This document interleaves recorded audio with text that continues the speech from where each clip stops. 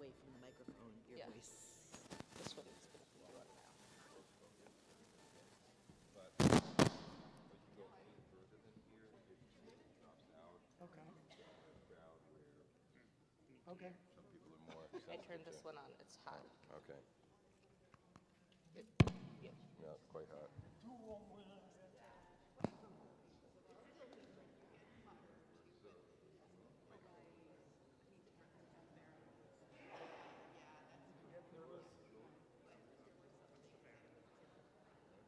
Did you get nervous with so many Israelis that you wanted to just have a passive account instead of speaking Sudanese? This is the opposite. Aren't very loud, so it's the only time we've ever had it. By Shanim or Mashu.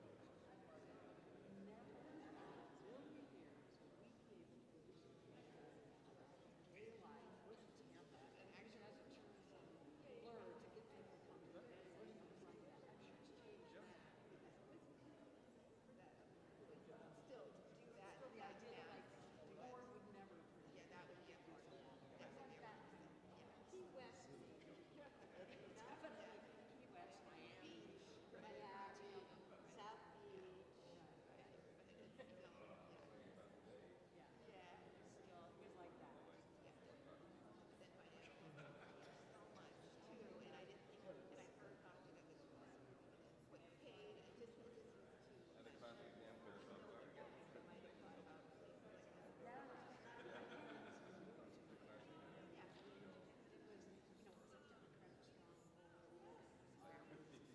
It's a collaboration. It's really sort of mentality. Maybe not this sort of collaboration.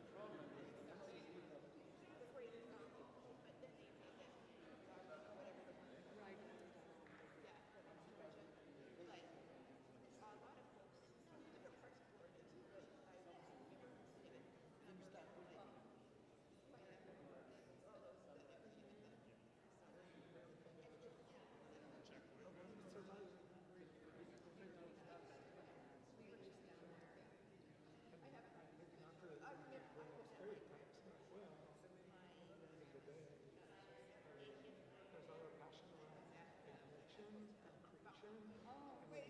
And the dimension that is more process heavy.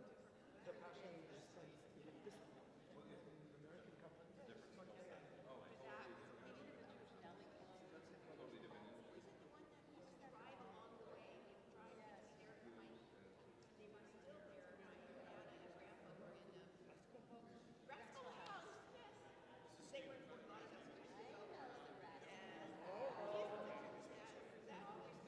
Totally different.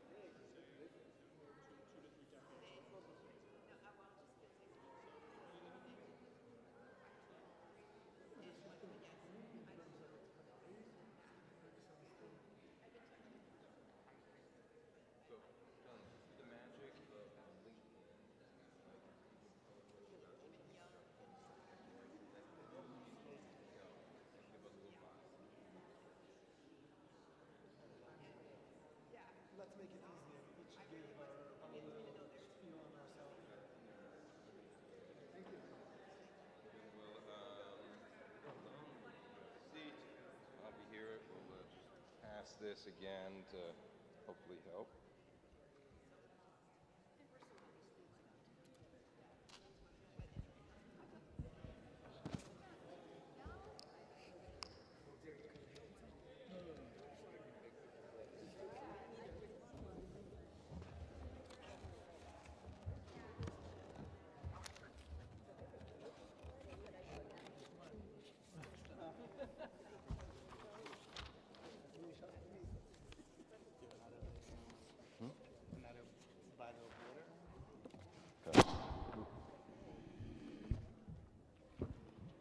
Any Gamal, and let's see.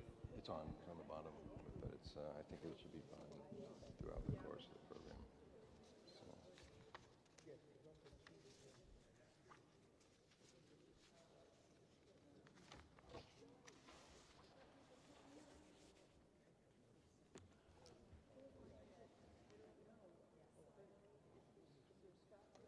Good afternoon, everyone. Thank you so much for coming to join us for our fourth and final segment of this year's Scholar in Residence program.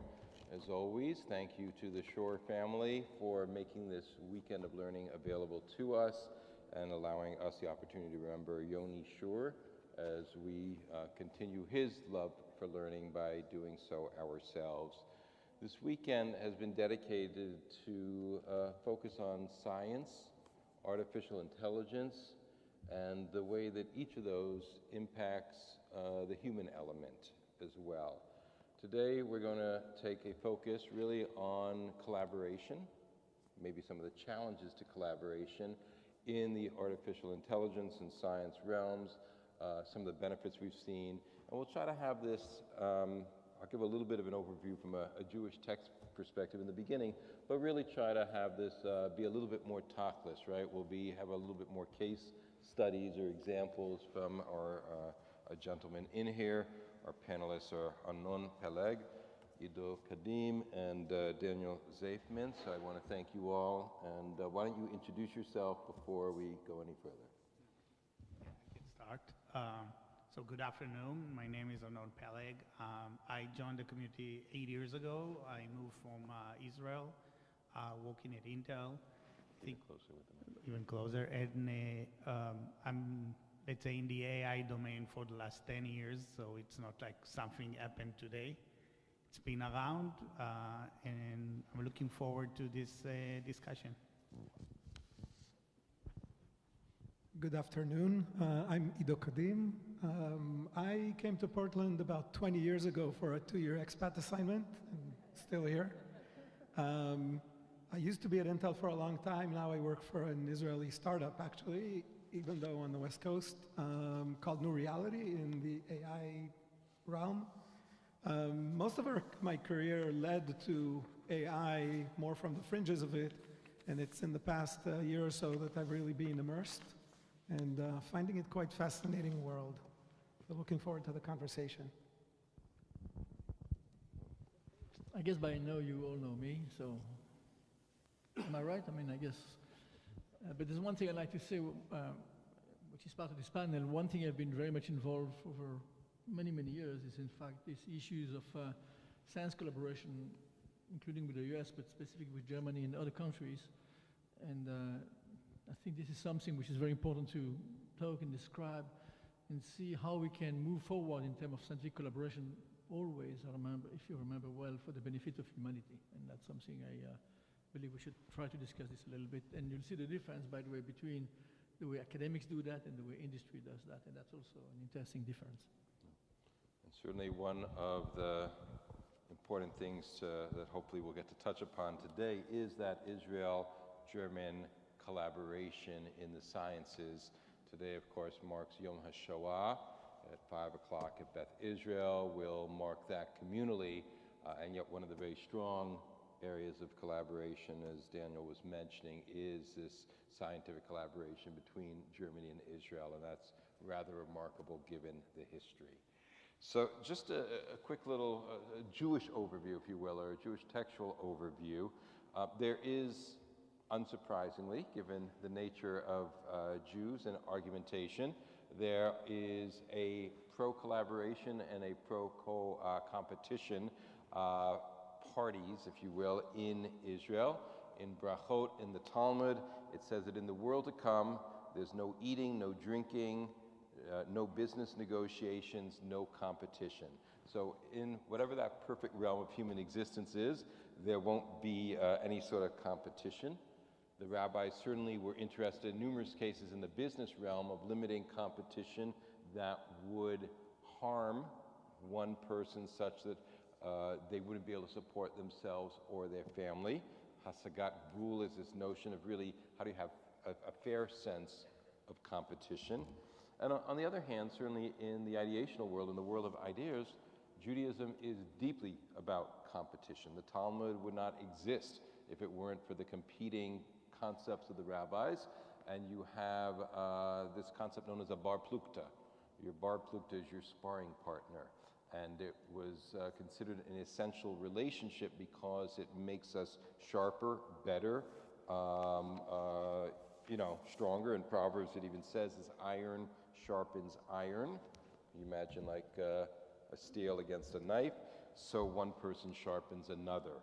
And certainly, as we'll see, even in the realm of collaboration, that can happen. So there's, we can see certainly the story of Cain and Abel, right, which is competition gone really to the worst place. But we also have this notion of the ways in which collaboration and competition really can benefit us as well. So I just want to begin with, maybe this will be a little bit more on the academic side, though we'll try to keep it going back and forth between the academic expertise of Daniel and the business expertise of Arnon and Ido. Why is collaboration important? How come? So scientific collaboration is a critical tool which allow people, the simple definition is, of course, allowing people to work together. The question is, why should that happen? There are many reasons, and usually people believe that the collaboration is based on the fact that someone in one country knows something, someone in another country knows something else, and it could be good value to work together because it would be complementary. That's a good definition, but actually this is not the way it works. That's not what collaboration really tries to do. There is a lot of data that demonstrate that work made in international collaboration, that by the way, not in national one, international collaboration, is always more performant and has more impact than the collaboration, than the work which is done by a single group or even by collaboration within a single country. And the question is why? I'll tell you my take on this. You see, the result of science is international. I mean, if you solve an equation, the solution is the same. It doesn't matter where you're living, it's exactly the same equation, the same solution. If you develop a new drug, the drug will cure disease for everyone, and it doesn't matter who you are, and if you're Jewish or Muslim or Christian, it's just the same. Jenny, can I ask you just to keep that mic right try to by swallow your mouth? it, It's but just, then- it drops in and out, and it's this room is a tough room. The result of science is really totally universal. It is a language that everyone is speaking. It doesn't matter where you stand. However, the way science is being made by people with different culture. And believe it or not, the way we approach science, if you're born in China, in the United States, or Israel, will be different. And the approach, of course, as I think I've said several times, is sometimes more important than finding the solution. And this is why when you have the opportunity to work with individuals who are from different backgrounds, speak different languages, have been educated in different schools, based on different values even sometimes, there's a huge advantage of working together, not because they're smarter than you are or you're smarter than they are, but simply because culture is so important in the world of science. This is not, it sounds for people who are not in the world of science that it is all technical. Lots of knowledge, finding a solution, everyone can do it. That's not how it works. You need to bring culture into the business, asking the right question, and that, as you know, as we know, depends very much how you've been, where did you grow, and how have you been educated. So at that level, even simply international collaboration will add big value, and we should all try to foster it and try to support it, if it's not for anything else, actually for this value. So I'll stop here, and then we can talk about the specific German-Israeli collaboration, which I think today, being the Yom HaShoah, is an important point, and see how this has developed into the diplomatic relationship between two countries.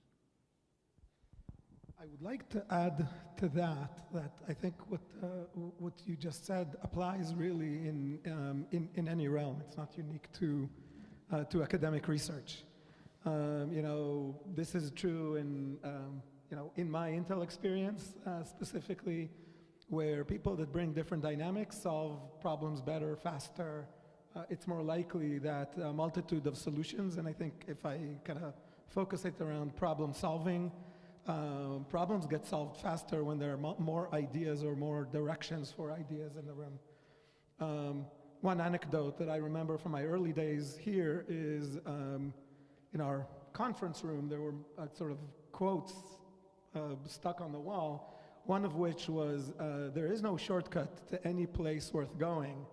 And in my mind, coming from the Israeli design team I came from, what first came directly to my mind is, what do you mean? If it's worth going there, how do I find a faster, shorter path to it? So that's just to illustrate in an anecdote what I mean in diversity of ways of thinking. Yeah, I would, the next level I would add is about the collaboration that actually happened between different companies in the industry. So if I'm going back to AI, and I'm mainly focused on building the infrastructure that AI is actually running on. So there is a lot of collaboration in the marketplace between the big vendors about how to build an infrastructure that all what we want AI to be can run on. So I think it's a lot. So it's definitely a competition because it's competing companies. But the needs to build something that is bigger than anybody is driving a lot of work in consortiums and collaboration in the industry to just define how the infrastructure needs to be. So you will see there the competition nature working together with the collaborative nature of solving problems that everybody wants to solve. Can you just, to help people here without the sort of the industry background, you talked about your focus on the infrastructure for AI. Could you just, in sort of lay terms, give us a sense of what that means? Yeah, probably it's like when you buy your car, there is the engine, so someone needs to build the engine. Because at the end we want to go from point 1 to 2, or to, we need to put the fuel. That's good, but someone needs to build the engine. And the industry, which, names like NVIDIA, which is the most prominent name today, Intel, which I'm part of it, and a few others, we're looking about, providing those engines so that the big companies will build on top of it. The way to look at it is, at the end, it is what we call the cloud or the data center, which is where it's running. And I can talk a lot about it, but let's keep it for later, I guess. Okay. No, that's great. Can I add something to that? So just, beyond the engines, Right. The engines need roads, and they need, gas stations, et cetera. There's a lot of infrastructure that's involved, and if it doesn't work, if all these pieces don't work with each other, then nothing really works. And that really forces collaboration, because no one can build everything. And so I think that's the kind of and that really, in my mind, connects the academic research and innovation and industrial academic and innovation. Because at the end of the day, we share purposes, even if at the end of the day, we want to fight over the dollars. I think that's really helpful to give us a sense of that. I love that notion of roads, fuel, engines, to put it in language and metaphors that impact the rest of our lives. So since collaboration, even when competition exists, is so important, what helps increase collaboration in the academy, in businesses, within a business, between companies, between countries?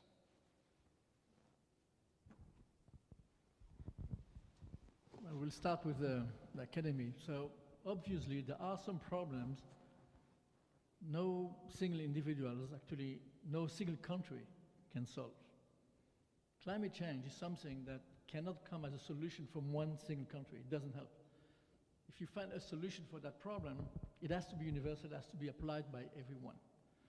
And so you will need, obviously, you will need, it has to be enforced, a collaboration at all levels so that assuming some solutions are slowly being found, that everyone will apply these solutions. Because if one country becomes totally renewable energy and not any of the others are not, we are not solving the problem. And so the first step is, if you're tackling a problem which is a global one, there's just no other way to work. The second one is if you're tackling a problem which is so expensive that not a single country can afford it. And one, at least in the US, you know, one of them, that's the space station, which was built by an international collaboration. Pieces come from Europe, pieces come from the US, people come from Japan and Russia. And you can look at, even today, given the tension between the US and Russia, Russian astronauts are still flying to the space station, and even though they're trying to build their own, but it's still going and moving forward. So that's the second part. And the third part is, perhaps at a much smaller scale, you find people with whom you're friendly and you'd like to work with. As stupid as it sounds, sometimes this is the trigger for the collaboration. You go to conferences, you find people who are very, in your field more or less, they seem to be nice, at least to you, and you decide to work together. And there's no other reason than deciding to work together. Because as I said at the beginning, you know there's value behind these different cultures, and you try to diversify. And diversification in this field is a really important part. So these are the different triggers you can find on the way, at least as far as academic work is concerned. I'm sure in the industry world, it's different, but again, remember that there's this intricate element here that the people you're going to work with or cooperate with are also your biggest challenges. They're your competitors, right? And so in the academic world, there's this mixture of working with individuals who at the same time, maybe on a slightly different topic, are competing with you. And that requires a lot of ethics, by the way, to be able to work on that topic in full, transparent collaboration, and on the other one to be fierce competitors, so that you want to be the first one to discover whatever it is, or some other IP. And usually it works if you can find the right people. There are also problems, but you need to realize it's a complex world. You cooperate with the same people that you're competing. So, Daniel, one of the things that came up, and which is, I think, very hopeful, because so often when we look at the news, it seems like there's not the collaboration we would like to see. The ozone layer and refrigeration, AC stuff, Freon, right? Wasn't that many decades ago where we had a huge hole in the ozone.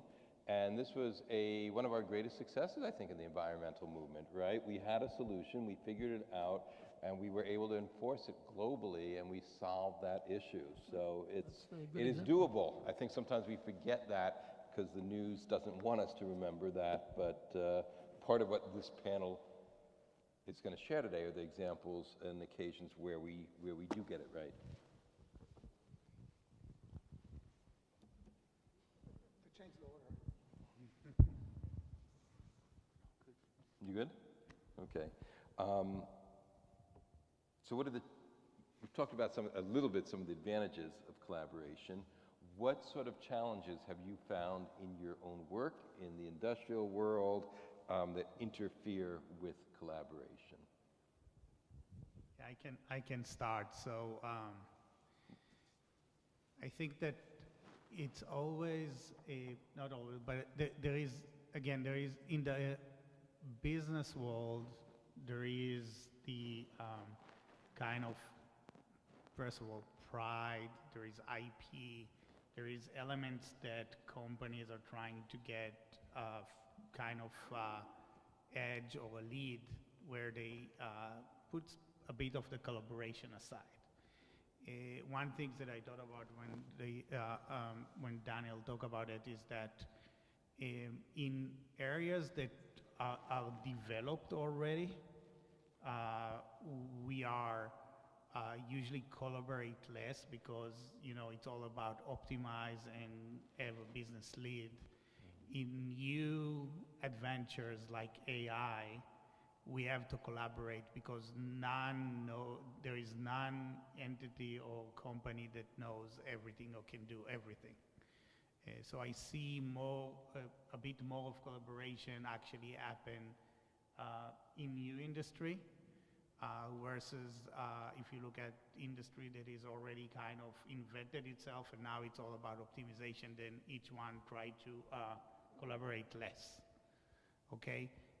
The tension always will be if someone is, has a big new IP or intellectual property or knowledge that they want to leverage, they may try to keep it to themselves.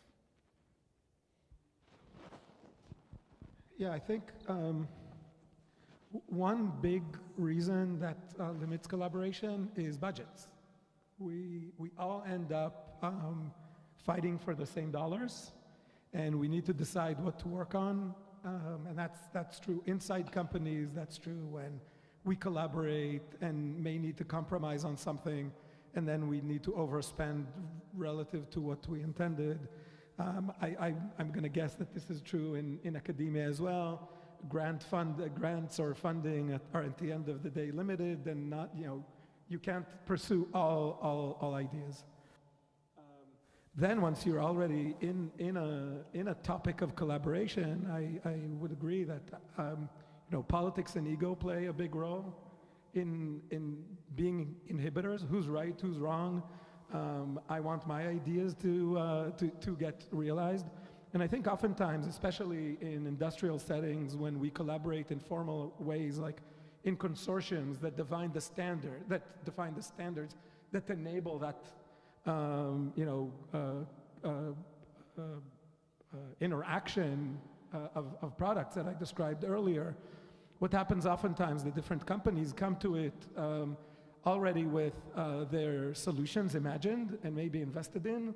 And so everyone has an agenda, even though ultimately they want it all to work. They want it to work together, but this way rather than that way. And that too can become a hindrance and sometimes slow things down.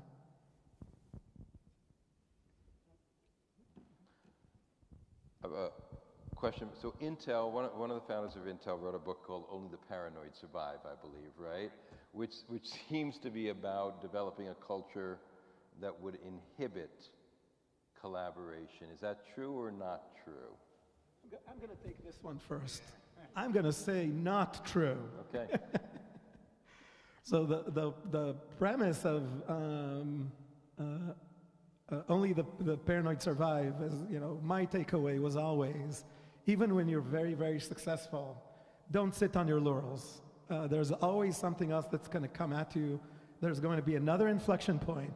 So stay ready, stay prepared, stay willing to pivot, and give up your laurels to chase the next dream. So that to me is the message of only the paranoid survive. When you have common purpose, then chasing that next thing comes with a great amount of collaborative excitement. For example, in the space of AI. So that's at least my take of it, with passion. I love it. Yeah, I would add definitely not true. And definitely, adding on what Ido is saying, part of that same book is talking about what we call a constructive confrontation, which is basically came from the nature of basically the Israeli worker in Intel, which we always doubt ourselves, and bring forward, not being shy, using chutzpah, of course, just to bring up new ideas, collaborate on them, and see that we are not staying, at the same point at time. So it's really calm, and it's, think about us as a Jewish entity or Jewish community. I would not say we are paranoid, but we definitely talk about and thinking about what happened to our people over the years, and what else we need to do as we face the same challenges decade after decade. So definitely it's actually generated innovation, collaboration, just the mindset of we always need to look forward and not staying behind. So I'll give you a very good example of what you've been talking. As I told you, I've been working with a large team of physicists in Germany, the Max Planck Institute for Nuclear Physics. And at some point, I even became the director of that institute for several years. And at some point, I left because I became the president of the Weizmann Institute of Science in Israel. And because these were two prominent positions, the president of the Federal Republic of Germany invited me for a dinner. Just, you know, with other, the Israeli ambassador, the German ambassadors, and so forth, and all kind of big shots are on the table in the castle of the president in Berlin. So you're sitting in front of the president of Germany. It's a real story, I'm telling you. And he asked me, so tell me, where is science better, in Germany or in Israel? So you're facing the president of Germany, you have the Israeli ambassador in Berlin, the German ambassador in Israel, and you have to provide an answer. So I told him, have you been to Israel? And he says, oh yeah, several times. So, have you been driving in Israel? He said, oh yeah, it's a disaster. So well, we Israeli scientists are doing science the same way we're driving, and you German scientists are doing science the same way you're driving. And he said, oh, I got it. And I think that's what you're referring to, and that's what I was referring to the culture issue as well. You see, on the roads, not stopping at a red light is, of course, a dangerous thing to do, and I would not recommend to do that to anyone. The truth is, in research, crossing the red light might be the best thing you could do in life. You would not know, but taking the risk is totally different. But if your culture tells you all the time, you know, I see you driving, you know, you have these roads here with 4 stops. That would never work in Israel. Never. I've been living in the US, I've seen how you respect these 4 stops, and you see exactly who is the first stopping, because that's the next one who is going to start. In Israel, it would not work. And it's a disaster. But look at the way this is being used actually in research and in development, the way that we think about this and are willing to take the shortcut. While in other culture, they can build these things from the bottom to the top in a very precise way. You need both. You need people stopping at the red light, and you need people who are willing to cross the red light. And this would not happen if you cannot collaborate. And in science, as I said, it's very critical. So just to show you how important what you're referring to, you know, that having multicultural teams is really a dream, actually, to do science within that context. Really interesting. Again, that just highlights the importance of culture in science. Even though science is a universal language, the way people speak it because of their culture, right? Very interesting. If we only believed in the news, oy vey, right? So, world has many geopolitical problems. Israel right now has many problems. Intellectual property, companies want to keep that secure. With all these challenges, what do you see as the future of scientific collaboration in AI and in general science? What can we do to maximize that?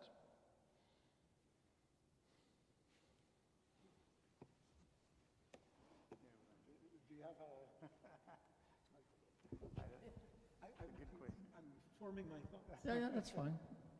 This is the big thing about the difference between AI and human AI, human eye. I mean, he has the time to provide an answer. ChatGPT will answer immediately. Might be a stupid answer, but... Yeah, not necessarily the right answer. Exactly. So ChatGPT doesn't think, just answer. Israel is in a difficult situation today. We all know that. And one thing we're worried about, and it's not really happening, I'll tell you, and I really my hand on it, is that collaboration with Israeli scientists will be reduced and people will not be willing to collaborate with Israeli science. This is a very critical issue for Israel. And the reason, of course, is Israel being a small country needs sometimes infrastructure which is not existing in Israel and only exists of the world. And so that this is one point. And of course, the second point is what we are discussing is if you isolate Israeli science, we are going to have a problem.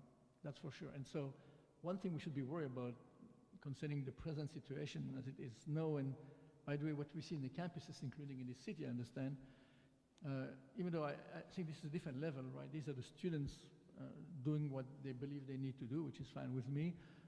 At the highest level, we don't feel yet the fact that people are not willing to collaborate with us. But we need to really be very careful about this because this is an integral part of what, or the way we do science in Israel. So there is a danger here, given the present time. And just to show you the opposite of this, and I go back again to Germany, you know, at the end of the Second World War, 3 years later, basically, Israel was established. I don't know if you know that, the Israeli passport had a stamp on it. And the stamp said, this passport is valid for all countries but Germany, meaning Israeli citizens were not allowed to travel to Germany until 1962. In the 1950s, where it was forbidden to travel to Germany, and it was forbidden to work with Germans, scientists from the Weizmann Institute worked with German scientists among all fields in nuclear physics, in secret, against the law, against the Israeli law, not against the German law. It was not allowed for Israeli scientists to collaborate with German scientists. Scientists from the Weizmann Institute crossed the red line, the red light, and started to discuss. And this discussion led to influencing Adenauer, at that time the Chancellor of Germany, and Ben-Gurion, the Prime Minister of Israel, to meet in New York in 1958. This was the first meeting of an Israeli leader with a German leader.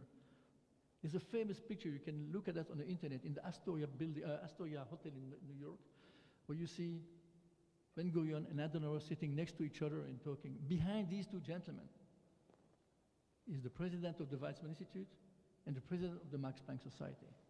They are not in the picture. They've been taken out.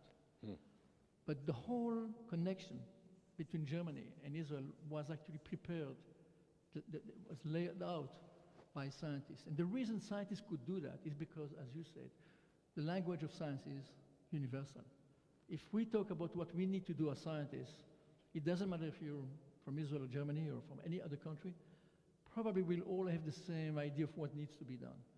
And there's no difference. And so you can see the role of science and the role of collaboration.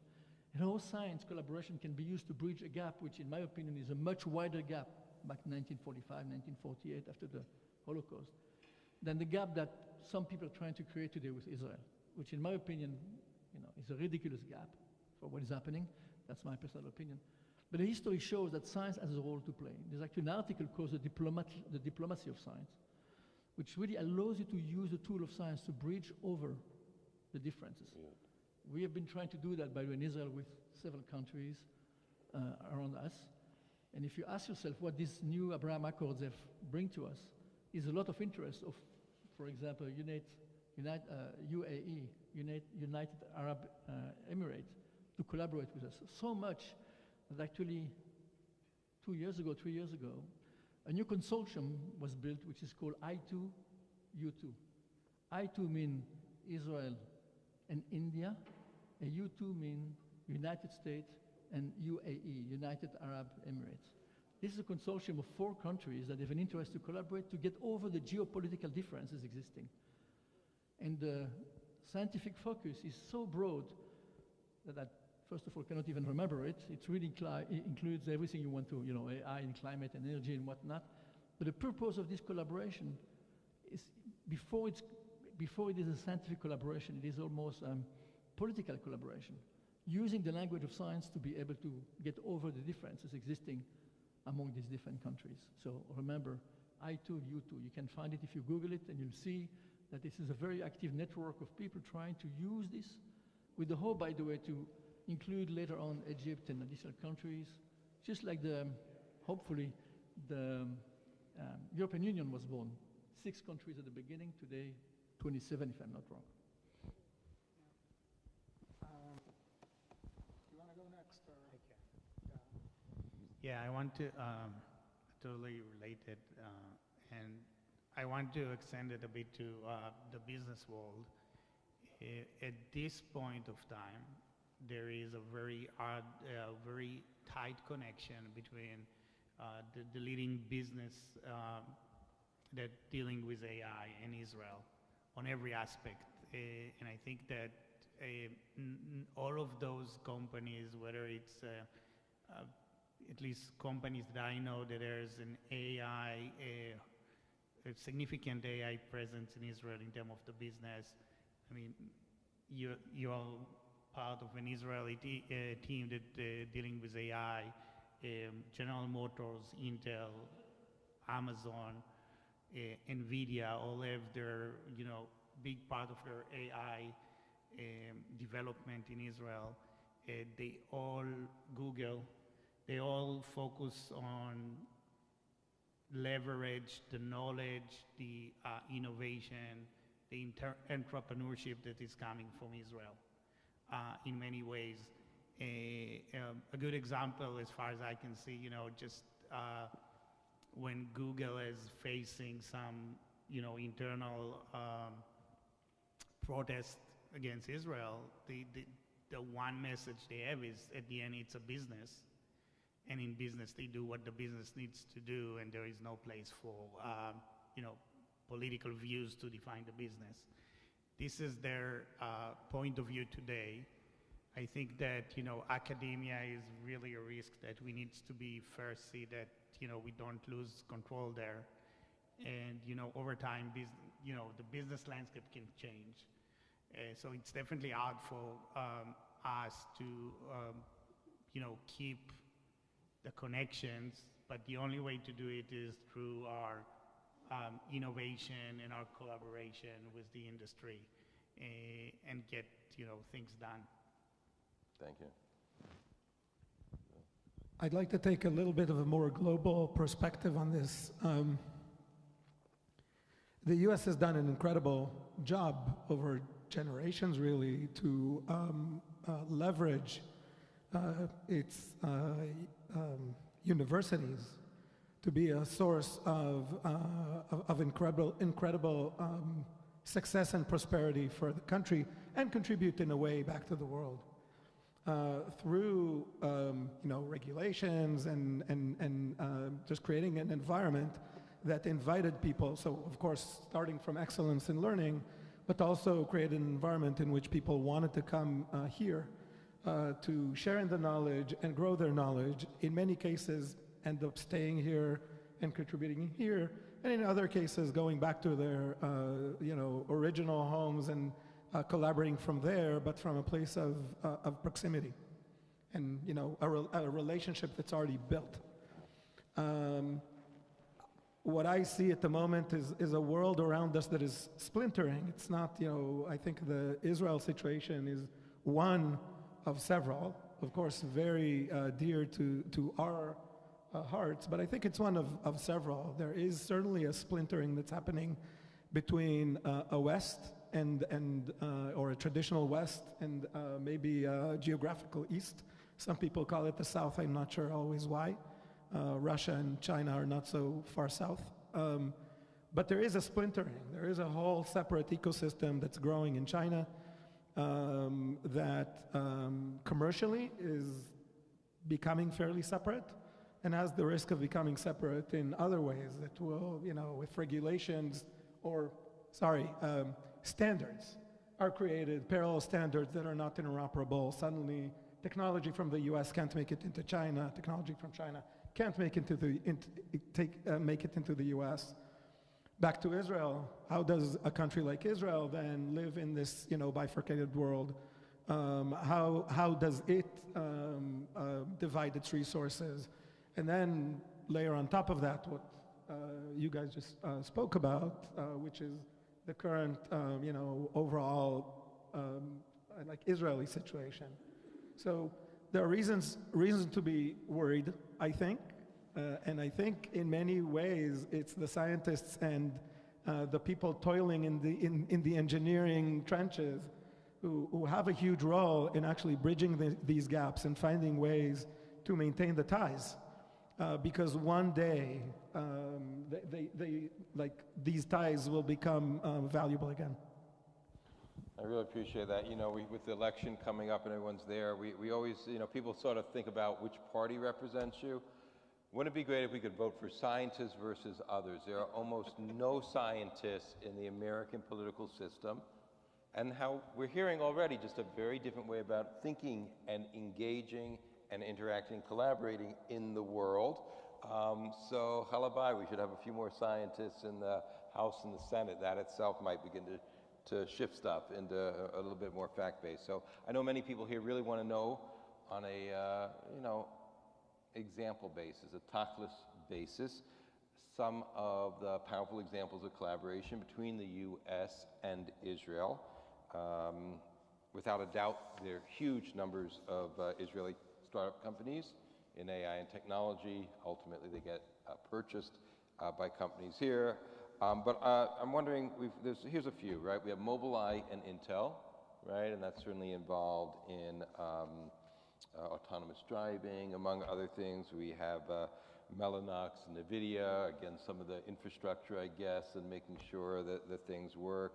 Annapurna Labs and Amazon, really about logistics, I guess, in some degree, and maximizing information flow. So I'm wondering if you guys are willing to share, as case studies, what in each of those partnerships, what the different sides brought, what the fruit of that collaboration was, and if there are any lessons from those examples.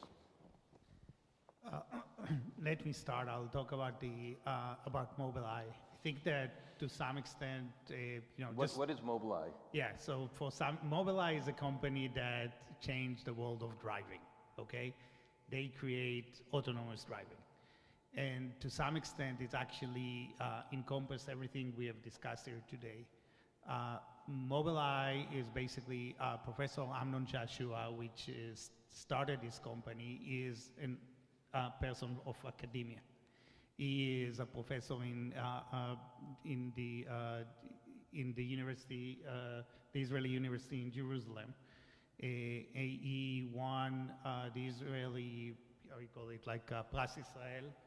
So the Israeli prize, which is the highest prize in Israel for innovation and contribution to Israel. And in his mind, there was like three things, right? And I cannot tell in which order, but it was the innovation in academia, then really make our life safer by driving, getting automated assisted driving that will prevent accidents. And the third thing, he was thinking about building, I would say, a global corporate in Israel, which is Mobileye. When he started his business, and he has many other businesses as well, he's trying to solve problems for to help people that cannot see to actually can read through AI. So a lot of innovation over there. But going back to the automotive business, he wanted to create a global corporation in Israel, Mobileye, that can be basically competitive to companies like Apple and Google and others that develop autonomous driving. In some point, he had to scale, and he couldn't scale by the number of people he has or the resource that he has. He had to collaborate with a big company, and this where Intel came in. Now, the reason he chose Intel and Intel chose him is because of the presence of Intel as a U.S. company in Israel. So it was already a company that is, we just talked about that, maybe 12,000 Israeli employees of Intel in Israel. Maybe even if you look at overall, it's probably overall over 20,000 people there is granted of the Israeli government to Intel. He saw that as a great opportunity to collaborate, just to take that to the next step. Once they got to the next step, which was to establish enough resources to continue by their own, Intel basically branch out, and Mobileye came back to be a sole entity in Israel, focus on building autonomous systems like cameras. So a lot of, I don't know how many of you have like adaptive cruise control or automated braking systems. I think at least 50% of the systems here in the US, in every car that you have, are Mobileye based on based from Israel at this point of time, unless you buy General Motors companies, because they have a competitive solution also developed in Israel by a different set of people. Wait a second. I thought that we were supposed to go through the red light in Israel culture, and this is about automatic braking. What gives? They know who the driver is, so you need to identify yourself first. And also, if you go through red lights, you need to brake more often and more suddenly. I want to give an internal example of culture differences that helped solve a big problem and actually helped the Paranoid survive. So this is from within Intel about 20 years ago now. Whoa, time does fly. The situation at the time was that CPUs, these chips that make computers work, the attitude was you make them work faster by increasing their clock rates. And it was a fairly brute force competition among a small number of companies. And the idea was just make it work faster so it processes more data more quickly, and that's how it just naturally gets faster. Well, it turns out it becomes more and more difficult at some point because it gets very hot, or it's just very, very difficult to make things work very fast, even in small chips. And there was a project, the next project in line on the roadmap at Intel, here in Oregon actually, that was pushing it to the next level and running into serious problems that would have prevented it from going to market. At the same time, a CPU design team in Haifa had come off a project that ended early, actually didn't end well, but never mind. They were looking for something to do, and they decided that this brute force push towards faster and faster computers doesn't make any sense, that it will hit a wall. They did not know yet at that time that the wall had in fact been hit. And they started developing an alternative, which became a multi-core, which was, instead of having one computer that processes increasingly faster, we'll have two of them, and we'll alternate between them or leverage both of them at the same time.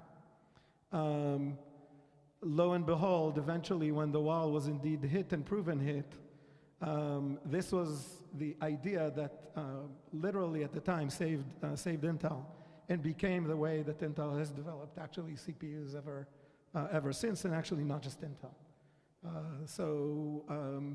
You know, that idea of thinking differently, taking a risk against, doing something in a way that wasn't familiar before, to overcome a anticipated, not yet proven barrier.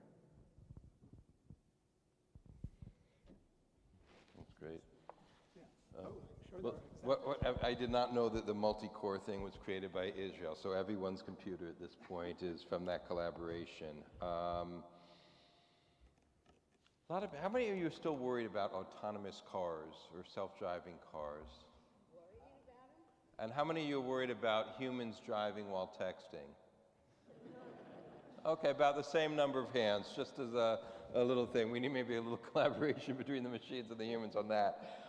So let's talk about some of these other partnerships, and I can only share the ones that I'm sort of aware of, or that in our conversations you've mentioned. If there's other things, or Daniel, you've an example from academia, that'd be great. But let's look at Mellanox and NVIDIA and sort of talk about that Israel-American sort of collaborative advance in AI. I can talk about that, though I was not part of anything there. Mm-hmm. Just observing from the side. So again, Mellanox was, I saw lately they asked something, so what is NVIDIA and what is Mellanox? Mellanox basically responsible to build the interconnection between between data centers, okay? And as AI became the problem we're trying to solve scientifically is significantly bigger than what we used to do in the past. So we cannot do that in a one machine or in one room. We had to scale out and scale up to much bigger machines. And basically, Mellanox was a team that was able to bring the technology that connect computer to each other. It was also funded and driven by a guy named Eyal Waldman, which again... Eyal what? Waldman. Waldman. Which again is an entrepreneur that just won this significant Israeli prize. He also lately was known because one of his daughter was murdered on October 7. So that was a part of the story. But going back to collaboration, they are saying like, what is a 90? How much is a 90 billion plus 7 billion, which is how much NVIDIA paid for buying them? And the answer is 2 trillion. So, because once NVIDIA bought this company, they have been able to increase their market cap from around 100 billion to 2 trillion. And that's only because of getting this connection back in Israel. So I think it just shows you how much something that is, essential to the data center is important. Okay, I've been seeing people saying, just to be clear, right? There was those 90 billion of NVIDIA was worth something. The 10 billion were worth something, probably in that ratio. But together, make it the success. So this may be technically incorrect, but what I think I'm hearing is that some of the big improvements in AI and computing that Israel has offered, multi-core, multi-thread sort of computer systems, Mellanox, and getting these is almost a collaboration between data centers and computers so that they themselves can work more effectively. Is that what I'm hearing? That's part of it. No. Yeah. So the machines themselves, or the infrastructure itself, is collaborating. Yes, it is. Yes, I think the way I would put it is the multi-core example that I gave earlier was for a time where a task could be done completely contained within one machine, within one computer, one box. I think what Arnon was describing in AI is this environment where you actually need to go beyond these multiple cores and you need to connect multiple boxes and make them look like one big computer that is all processing the same task, but in a very distributed fashion. And so the interconnectivity between them becomes very, very critical. And that's where Mellanox came into play. What was interesting to me, Mellanox was one of the rare companies in Israel that wasn't a startup anymore. It actually became a global and very influential company in its space. As I remember the story, Eyal really didn't want to sell the company to Mellanox, to NVIDIA. But ultimately, I think both sides became convinced, to Arnon's point, that 1 + 1 could be worth many trillions. And I think that convinced even Eyal. Okay, that's fantastic. So I want to move a little bit, and this may push it back in your direction, Daniel, I'm not sure.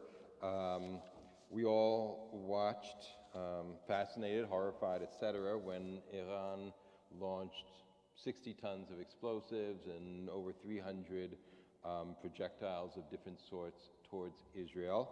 And this international collaboration between governments, militaries were able to provide sufficient information, telemetry, et cetera, to knock down almost all of those. So I'm wondering sort of about what you know about or can share about the way that the Israel Ministry of Defense and DARPA, America, have worked together or anything you can share about that, since it is so essential to Israel's survival.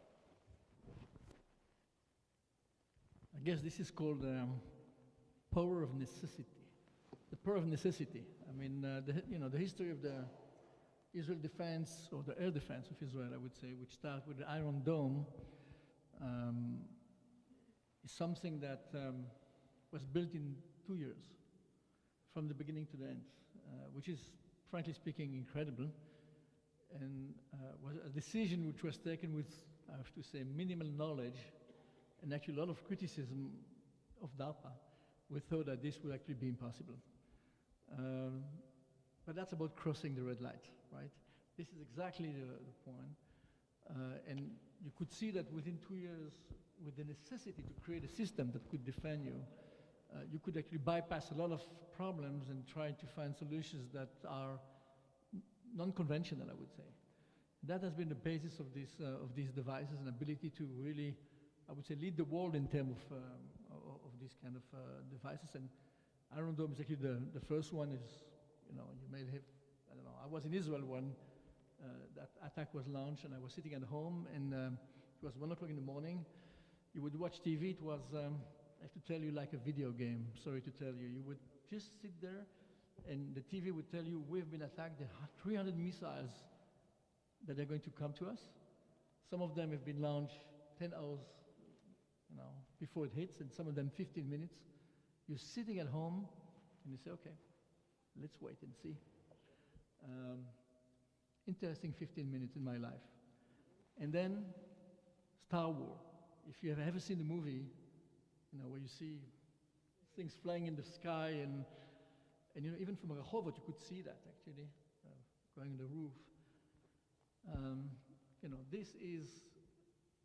This demonstrates that the survival of Israel is clearly based on its scientific and technological engineering knowledge. There's absolutely no doubt that if Israel would not have developed, and I'm talking not just Iron Dome, the basis for this knowledge and the universities that we have in Israel at the level that we have them, I don't think that Israel would have existed so far. So you can see the relationship between knowledge and development and R&D and the survival of Israel. This is, I think this was probably the best example of what could be done. Of course, there was collaboration with additional air forces, but the basis of this success was really all the Iron Dome and additional missiles. Some of them are not fully known in the public, but that's another issue that allowed it to create this defense. But that takes me to the following point. At the end of the day, as you can see, all what we're talking about is based on talent. We can talk about a lot of possibilities and technologies and achieving and creating whatever technology you want, including in AI. If we don't create the talent, the human talent, that's going to stop. And here's the big difference between the United States and Israel. In the United States, if you don't have the talent, you can easily import it. There are 2 imports. We don't have American engineers in Israel. Or if you have, we have none. Very few, a few. And this is a huge difference. There is a fantastic book, I'm sorry, I don't remember the name. I think it's called The History of the American University, starting 1500 or 1700, that described why our American university is so powerful. And, between you and me, the best universities in the world are in the US, right? Even with what is happening, Stanford, Harvard, MIT, Yale, these are fantastic places that produce a lot of talent. This is the basis of everything else which is being done later on. And the difference is, in these universities, if you walk to the campuses, not everyone look like you. I always joke that MIT doesn't mean what you think. It's made in Taiwan. If you know what I mean. The fantastic part of America is you can bring talent. Because if you offer a position in the good universities, people will come here, speak English, live in Boston or in San Francisco or in Stanford, whatever. It's not bad. Israel is just the opposite. If you walk through an Israeli campus, it's 99% Israelis, people like me and you, by the way. We all look the same, all have been gone to the same education system. It's all inbreeding, a very dangerous situation. The advantage of American universities, very little inbreeding. A lot of foreign components that contribute to this scientific community here in the US. Because the pool of talent that the United States is seeing is basically the world, 9 billion people. The pool of talent we see from Israel is 10 million Israelis. End of story.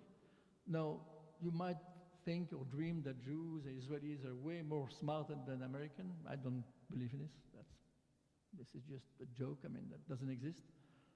At the end of the day, the ability to create talent, to bring it over, is what makes you actually very performant. This is the big advantage of American universities. This is the big disadvantage of Israeli universities. And when we talk about collaboration, if we extend that to academics, the idea to bring foreign students to Israel is a critical issue, which, as you realize today, is a major problem because of the situation. I always joke and say that living in Israel is a profession by itself. You can see what I mean, and I think we need to think about that as well, how we can sustain this level of excellence and level of ingenuity, I would call, which exists in many places in the world. It's not only in Israel, but there's a moment here where we're hitting a wall a little bit, as you described, for the computer industry, in terms of creating talent. That's what we're able to do. It's not bad, but we need to think about what will happen in 20, 25 years and how we can bring foreign talent to Israel so that we can really move to the next step. And I think this is a major issue. Thank you. I want to, did you have more to add, or? I just wanted to give people a chance to ask any questions, and I'll come out to the floor with this little mic. And does anyone have any questions? Okay, is that a question? Oh, the glare from the sun. Okay, all right. So I worked in telecommunications as an attorney for many years, and I think of infrastructure, I think of telecommunications infrastructure. So I have two questions. One is about infrastructure, that's actual physical infrastructure, roads, telecommunications, and the relationship with the work that you guys are doing. And then also, are any of the billions of dollars that's part of the infrastructure bill, the Biden infrastructure bill, going to universities or anywhere else to develop the AI-related infrastructure? And one more thing, if you work for tribes, I work for tribes, MIT means you're married into the tribe. It's another MIT.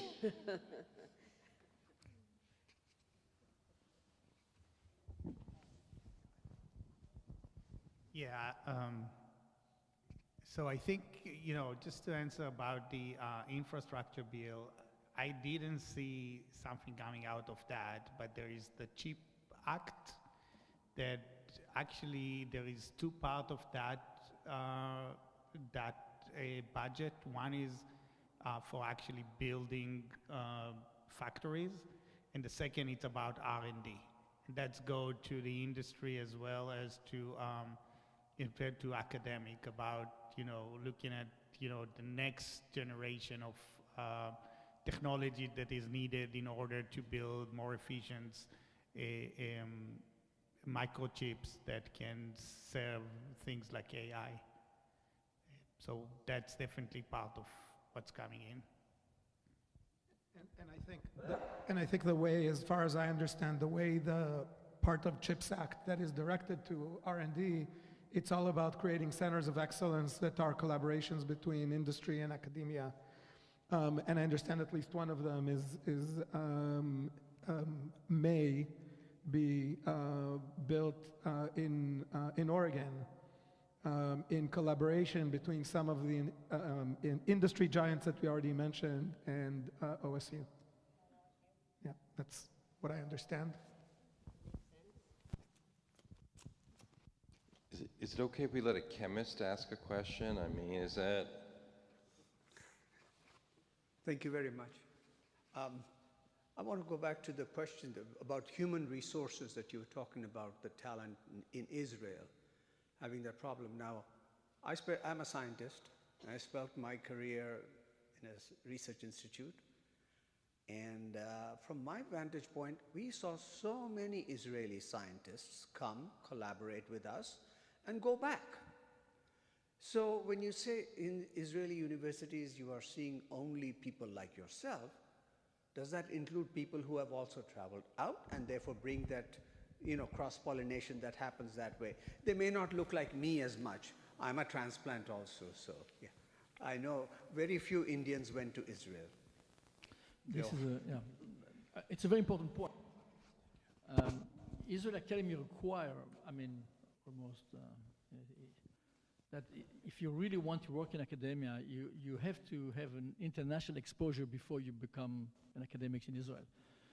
We at the Weizmann Institute enforce this 99% of the time.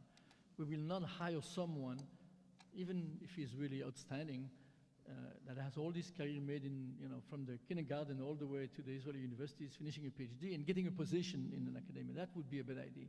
We do require these individuals to spend some time abroad.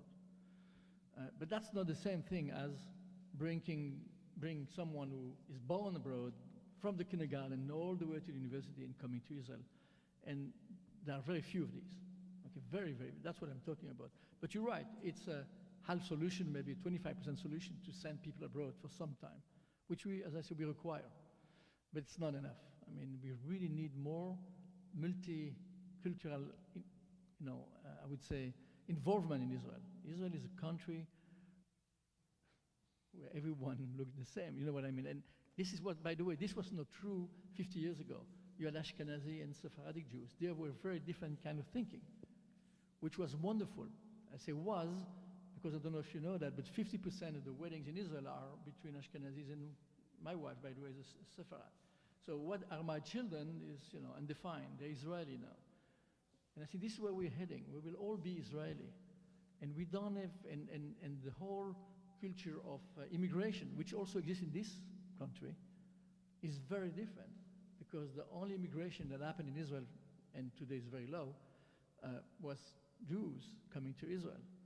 That's again, well-defined tribe, actually.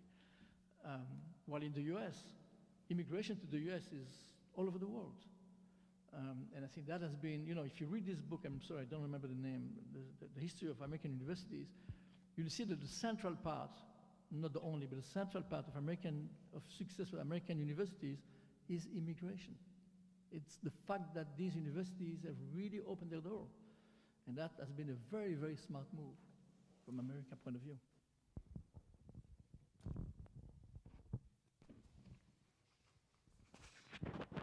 Linked to that, my husband and I are both academics, and one of the things that we have always done is when either of our departments would bring in people from another community abroad, we would invite them for Thanksgiving. We would invite them to our Seder. If we had any kind of Memorial Day or Labor Day event. We didn't invite them for Christmas. We don't do Christmas. But he is not Jewish, my husband.